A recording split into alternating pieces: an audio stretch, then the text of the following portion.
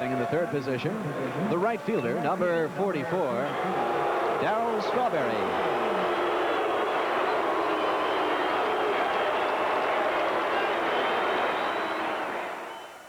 Tuesday evening in New York, Darryl Strawberry made his first return as a Dodger, and now his reaction as he was announced to the crowd. In the bottom of the first inning, the Mets got on the board first when Kerry McReynolds hit a line drive to left field, right at Cal Daniels, who dropped the ball. On the play, Tommy Hurt and Dave Magnan scored, and the Mets led 2-0 in the bottom of the first inning. The next batter was rookie third baseman Chris Donalds, and Donalds came up in his first Major League at-bat, picked up his first Major League RBI as he singled up the middle, knocking in Howard Johnson, and the Mets led 3-0 in the bottom of the first inning. They increased their lead to 4-0 in the bottom of the third when Howard Johnson came up for the Mets and connected for his sixth home run of the season, a solo shot to right field off Dodge starter Tim Belcher. His 18th RBI, and the Mets led 4-0. Then an RBI single by Frank Viola and an RBI double by Howard Johnson gave the Mets a 6-0 lead.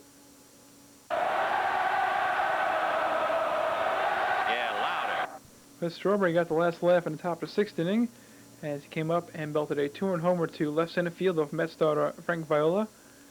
His second home run of the season, RBIs 8 and 9, as Juan Samuel scored a home run, and the Dodgers are on the board as they trailed 6-2 in the bottom of the sixth inning. The next batter was Eddie Murray, and Murray connected for a home run, a solo shot to left field, his fourth of the season, and the Met lead was cut to 6-3 in the bottom of the sixth inning on back-to-back home runs by Darryl Strawberry and Eddie Murray. Moving to the top of the ninth inning, the score still 6-3. With 2 outs in the ninth, Gary Carter came up and delivered with a pinch hit double into left field corner of John Franco. This knocked in Jeff Hamilton, and the Met lead was cut to 6-4. After an infield single by Brett Butler, another ex-Met came up, Juan Samuel, and Samuel delivered with a line drive single past second base. This knocked in Carter from second base, and suddenly the lead was cut to 6-5. As John Franco having problems getting the final out of the game. And the next batter was Darryl Strawberry. Couldn't ask for a better script than this, with the possibility to win the game with 2 men on base. Strawberry weakly grounded out to third base to end the game. The Mets hung on for the 6-5 win. Frank Viola got the win. He's 4-1. Tim Belcher got the loss. He's 3-3. John Franco picked up his 7th save. From Atlanta, Joe Torre and the St. Louis Cardinals play the Atlanta Braves. Action from the bottom of the second inning. Braves are up 1-0. They will take a 2-0 lead on Terry Pendleton's solo home run, his third homer of the year. This is off Bren Smith, RBI number 8 for Terry Pendleton, as he hits a home run off of his former team. In that same inning, Mike Heath will strike out. His bat will go flying and hit Joe Torre's wife in the head. Alice Torre was taken to the hospital for x-rays and stitches on her head. Here she is being helped off by her husband, Joe Torre, the manager of the St. Louis Cardinals. Action now from the top of the fourth inning. Cardinals tied the game up at 2. Ray Langford with the base hit. Pedro Carrero comes in to score. RBI number 5 for Langford, and the game is tied up at 2.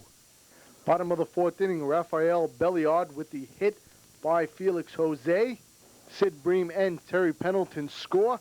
Belliard was given a double on the play. He takes third on a bad throw by Pedro Guerrero. 4-2 Atlanta in the bottom of the fourth. We move now into the bottom of the fifth inning. Rafael Belliard up once again. This time with the bases loaded. He will hit a triple into the right center field gap. It will score Sid Bream, Dave Justice, and Terry Pendleton. Rafael Belliard with 5 RBIs on the night, which is a career high. Atlanta led 9-2 in the bottom of the fifth inning. Braves went on to win the game by the score of 9-2. The winning pitcher was Steve Avery. He's 3-1. Losing pitcher was Brent Smith. He's 3-1. Rafael Belliard with 5 RBIs, which was a career high. Throw to Olympic Stadium in Montreal on Tuesday night as the Expos play host to the San Francisco Giants. Movie crew on hand doing some filming in the stands, and in the bottom of the third inning, a man on third base for Montreal. Kelly Downs strikes out Marquise Grissom to end the inning. Downs gave up 1 run on 2 hits over 5 1/3 innings tonight. The movie crew covering up from foul balls. Unfortunately, this fan was not as lucky. You can guess where he got hit. We moved out to the top of the 6th inning with 2 outs. Chris Nabholz had a 1-hitter through 5 innings, but Matt Williams lines a double to left field after Kevin Mitchell was intentionally walked. Robbie Thompson scores to make it 1-0 Giants. Williams snapping an 0 for 26 hitless streak. In the bottom of the 7th, Tim Wallach leading off for Montreal. He hits his 2nd home run in 2 nights, his 3rd of the season. He takes the first pitch he sees from Jeff Brantley over the left field wall. RBI number 9, and it's all tied up at 1 apiece. In the top of the 8th inning, the base is loaded for the San Francisco Giants. Tim Burke on the mound now for Montreal, and he strikes out pinch hitter Terry Kennedy to get the Expos out of that jam, and this game would go 2 extra innings, all tied up at 1 apiece. In the bottom of the 10th, runners on 1st and 2nd. Robbie Thompson with the diving stop on Nelson Santovena's ground ball. Steps on 2nd base to get Junior Noboa and the throw to 1st base to complete the double play. In the top of the 12th inning, Will Clark makes it 2-1 San Francisco with the sacrifice fly to left field off of Steve Fry for Montreal. Jose Uribe scores, RBI number 27 for Clark, and it's 2-1 Giants. But that lead would not last, and the Giants would suffer their 7th loss in their last 8 games. In the bottom of the 12th with 2 outs, Nelson Santovena with the stand-up double on the first pitch from Mike Lacasse. Larry Walker scores, and it's all tied up at 2. This is turning into a long night. We go to the bottom of the 15th with 1 out. Marquise Grissom gives the Expos the win. He hits his 4th home run of the season, a solo shot to left field off of Trevor Wilson. 3-2 Montreal in 15 innings. Scott Ruskin, the winning pitcher, is 1-0. Trevor Wilson takes the loss. He falls to 0-3. Montreal 3-2 over the San Francisco Giants in 15 innings. Zimmer's Cubs are in Houston on Tuesday night to take on the Astros, and George Bell in the top of the 1st would get the Cubs off to a good start with a 3-run home run off Houston starter Xavier Hernandez. For Bell, it's his 8th home run. He now has 21 RBI, and the Cubs take a 3-0 lead in the top of the 1st. Not too much offense other than that in the early going, but some great defense in the top of the 6th.